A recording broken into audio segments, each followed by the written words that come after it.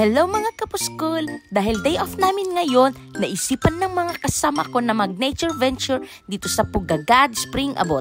Biglaan lang itong lakad namin kasi sobrang stress namin sa work. At gusto muna naming ipahinga yung mga utak at kaluluwan namin. Madimet.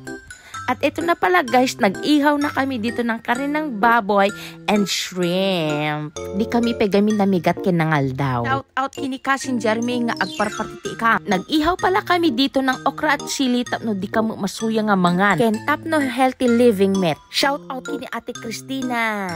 Ito na nga pala yung mga natuno namin. Inihaw gayam guys, inihaw. Nagtagbat na pala ako dito ng sabat tapno da panganan bay. Inaayos na pala ng aking BFF itong panganan namin na pinggan nga dakkel nga saba.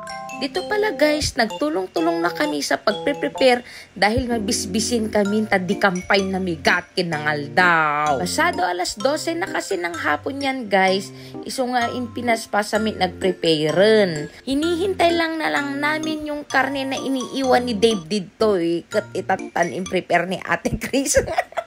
At ito na nga pala yung mga handan namin sa biglaang nature venture namin. O, di ba? Pray na pala kami dito para mablessingan yung chat at mga kaluluwa namin. Nag-selfie muna ako dito guys bago sa sabak sa gyera. Itirak tamakan di ba? Kita nyo ni guys. First bite.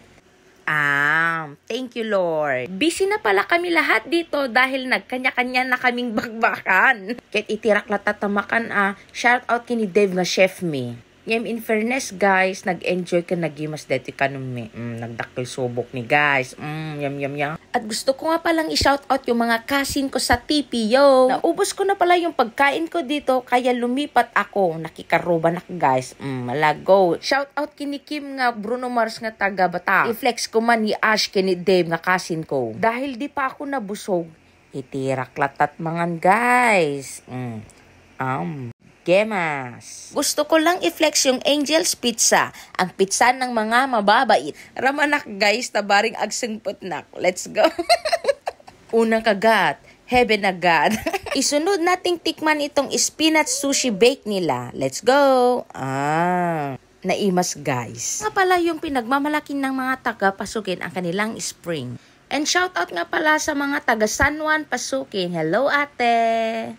At kung may balak po kayong magbakasyon dito sa Ilocos Norte, huwag niyo pong kalimutan na ilagay sa travel list niyo ang Pugagaw Cold Spring Abot dito sa Salpad, Pasukin. Umay kayon!